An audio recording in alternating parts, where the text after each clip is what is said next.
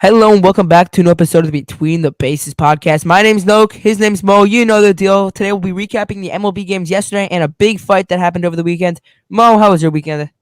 It was great, but no, let's start. Let's get right into these games. First, talk about the Yankees Astros game. Jake Myers out of nowhere hits 2 home runs. What did you see from him? Did you see that coming at all? No, but they're the Houston Astros, as also known Yeah, as the Houston Asterix or trash cans. So, yeah. I mean, they're gonna pull these guys out like last year. They pulled Pena out of nowhere. They pull these guys out to hurt the Yankees. So, hmm I'm not mad about it. But Carlos Rodon, what a Carlos, big blow! What a Carlos big blow! Rodon. Yeah, What a big blow to the Yankees bullpen. he first gives up 5 runs in 2 2/3 innings, and then comes out. He got hurt. He'll be on the 15th IL. Not much more worried about how long he'll be injured for. I Um, mean, this was yeah, handed. This game was handed to the Yankees. They went up 1-0. Kind of Rodon, mhm, the wheels came off him. Alvarez did a 2-run homer. But this yeah, game was the Yankees game. It was the Yankees. They were walked 2 times with the bases loaded, and it was hit by the pitch to drive in 3 runs. This was the Yankees game, and yeah, they left 15 runners on base. I think Michael K called it a small village. So that's something you got to clean up. And then yeah. Stanton hitting one all the way to the warning track to lose the game. I was listening on the radio, and it's not pretty, these Yankees, but at least I'll take a split against the Houston Trash Cans. I'll take it. Yeah, Yankees left a lot of runners on base. You said 15. That can't happen. It was their game. They just didn't get the hits. It wasn't their game. You It know, wasn't. you're not gonna win games. The game was handed to the Yankees. They didn't win it. You're not gonna win games if you can't get hits with runners in scoring position. That's been an issue for them all year. But let's talk about the And White Sox one more game. thing. One more thing about this Yeah, about the series, and we'll move on. Martin Maldonado. He's not known for his offense. He came into the series and he destroyed us. Yesterday he hit a home run, second deck at Yankee Stadium. yeah. Okay, let's move on. The White He always Sox mashed up. Guardians. This game had a big fight. We'll talk about that in a minute. But Guardians choked the game in the ninth. Up 3-2 with 2 outs. They made Cole Calhoun, who was in the Yankees farm system a couple months ago. He made 2 errors at first to lose the game.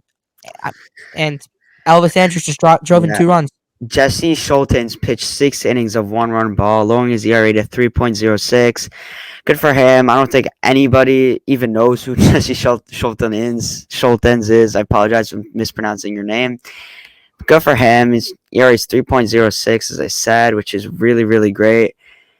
Good for him. Luis Robert hit an RBI triple. Gabriel Arias hits a solo home run. White Sox win. But let's talk about what the fight that happened on Saturday night Lots happened between with it. Jose Ramirez and Tim Anderson. So It was totally Anderson's fault. It was yeah. totally Anderson's fault. If you So haven't Jose heard, Ramirez comes. He's sliding into second. Tim Anderson smacks his glove on Ramirez. Ramirez doesn't like it. Gets up. Tim Anderson throws his glove down. They no, get you missed ready the to crucial fight. part. Get You like missed, in boxing you missed form, it. whatever. You missed the crucial part. Ramirez wanted help getting up off second. Anderson would not give him. He said, "Nah, I'm good." And so Ramirez was mad at him. And then Anderson was like, "You want to go?" He threw off the glove, and he kind of went into that position, but he went like this. Normally, you're supposed to hit with this punch, but he went with that punch. So he left this wide open for Ramirez, and then just goes, and Anderson got knocked out. Night.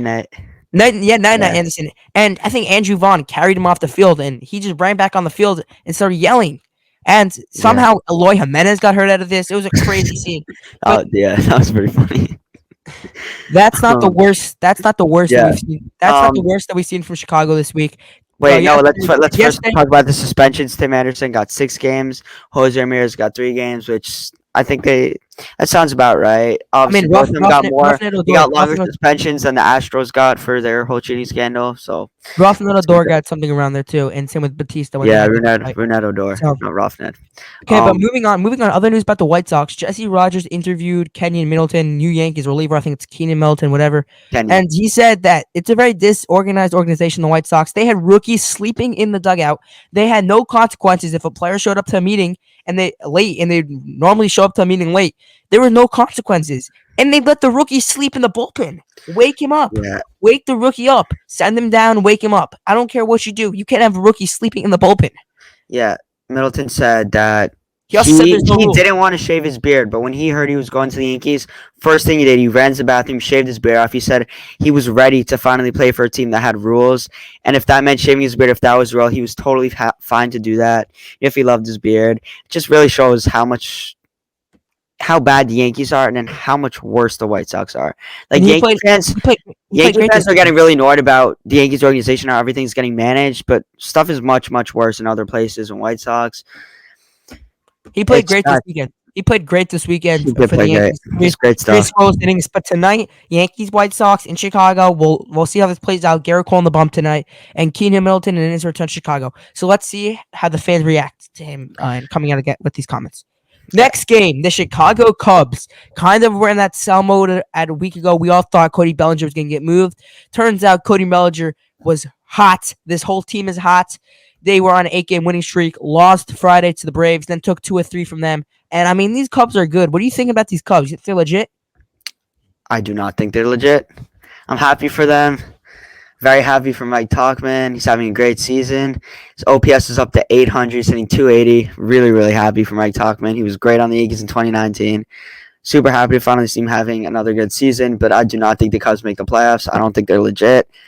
I It brought some hope to the city of Chicago, buying at the deadline, but I just don't see them going anywhere. Maybe they make sneak into a wild card spot. They're gonna lose the wild card series. I mean, the Braves are not that bad of a team. They're the best team in baseball. Matt Olson hit one 453 feet yesterday, so that's a sight to see. Next game, Davis Schneider making his MLB debut with the Toronto Blue Jays. In his first pitch he ever saw in the majors, he crushed one over the Green Monsters. You know there were some nerves there. He still hit a homer, crushed one over the Monster. Nice mustache too, in case you haven't seen. And the Toronto Blue Jays, they swept the Red Sox 13-1. And as So a Yankee fan, they they won as a Yankee 13. fan here, I mean, yes, we're now moving up, and now we're not the last team in the AL East, but we didn't make any ground. We lost ground on a well played series against the Astros. We lost ground because the Blue Jays. I No, mean, you talk about Alex Corey. He said that this team does not feel right without Verdugo, and I think that's right. They lost 13-1. That's not a Red Sox team that we're used to seeing. yeah, but I don't think a well played series is a split. That's not a well played series. It should have been Well, a series they win. should have won the last game. Should They have won should the have won the series. last game. Yeah, it was right there. Right, as Boone would say, it was right in front of us. And But the Red Sox, I mean, we're only talking about Sunday here, but Saturday's game, they made a costly base running mistake to lose the game. They had one out, fly ball at Kiermaier. Kiermaier made the catch, threw out someone at second. I think it was Reese McGuire for making a bad base running decision and not reading the ball well. And he ran, he didn't tag up. They got him at seconds. And Kevin yeah, Kiermaier getting hurt yesterday, and a fabulous catch by Kiermaier, but he got hurt. And we'll see how he goes from here. But next game, we got got the Tampa raised. Bay Rays. Rays Tigers. Rays ran 8-4. Yandy Diaz, Randy Rosarena, Brandon Lau, and Wander Franco all hit home runs. Great thing for the Rays. I wish the Yankees would really like that. Obviously, they're not. Kerry Carpenter hits a home run. His OPS is now up to 800. Really great season that he's having for them. I don't think a lot of people saw Kerry Carpenter having an OPS of 800 at this point of the year, but this is where we're at. They It's got what's happening. they It's been got a some weird gra- season. they What? got some they got some ground to make up on Baltimore, and Baltimore did not lose. They swept the New York Mets, but they got some ground to make up on Baltimore. Next game, a 4-game sweep of the Los Angeles Angels, and the Angels might regret not trading Otani because they're Mariners. now sitting 7 games out of wild Yeah, card spot, getting swept. That's not a 3-gamer. They got swept in a 4-gamer, and that's yeah, hard to do on the road. Mariners coming on the road to Angel Stadium, sweep them 4-0, and J.P. Crawford didn't help out the Angels either. Hitting yeah. on the first pitch of the game, he hit a solo homer to right field, and I mean, the Angels pitchers they pitch great, but yeah, nothing much for the Angels. Mariners win 3-2. The Mariners had scored 6 more Yeah. runs than the Angels, and they still The swept them, which is Angels are yet crazy. the Angels are yet to win a game since the trade deadline. I don't know how they're still feeling about buying at the deadline. Maybe they should have sold. It's And definitely second I mean, thoughts that's going on right there. Might be some this, regrets. They got this happened. This they're happened digging Thursday, themselves a right? hole. What? This happened Thursday. Otani had some hand cramps, and we don't really know what to make of this. But he's scheduled to pitch on Wednesday, which is good news for Great baseball. news. Good news for the Angels. We'll see. We'll see where this goes from here. But our last series of the week, 8-2 Padres lose yesterday to the Dodgers. And I mean, they came out ready to play. Sanchez hit a ball far, like 470 range, somewhere around there. No, 420 range. Oh, well, look, 470. He went to the top of the building up there. But really nothing else. Cronenworth hit a solo homer. But this is a Padres team. They're concerning. I mean, Freeman hit a 3-run shot yesterday. It was destroyed. Betts Betts hit a solo homer yesterday to make it to 30 home runs in the year. But this is a Padres team that's concerning. They have one of the best rosters in baseball. They bought at the deadline, which is kind of interesting that they bought at the deadline. We don't really know what they're going It to was do. very little buying. It was conservative buying. But I think today they had a 5-0 lead on LA, and they just blew it, and they let up 13 unanswered Yeah. runs, and they lost 13-7. And I mean, hey, the Padres, they got some ground to make up, as I mentioned with Tampa Bay, but I don't think they get there. At the beginning of the year, this was one of the teams that, hey, this was gonna be a World Series team. Most people had them winning the World Series. No. And now they're not see them. They have one of the best rotations in baseball in Darvish, Snell, and Musgrove, who are the only one of those three that's actually pitched his expectations and pitched the back of his baseball card this year is Blake Snell. Blake Snell's Okay, pitched much better than the back of his baseball card. Juan Soto, where has he been the whole year? Where has Manny Machado Juan been the whole Soto has year? the 960 Where OPS. where has Xander Bogaerts been the whole Xander year? Bogaerts, that was a stupid contract. You give a guy who's 33, 11 years. Not 33, sorry, 30, 11 years. You just don't do that unless it's Aaron Judge. You don't. That was dumb on the Padres' part. I don't think anybody thought that would be a good contract.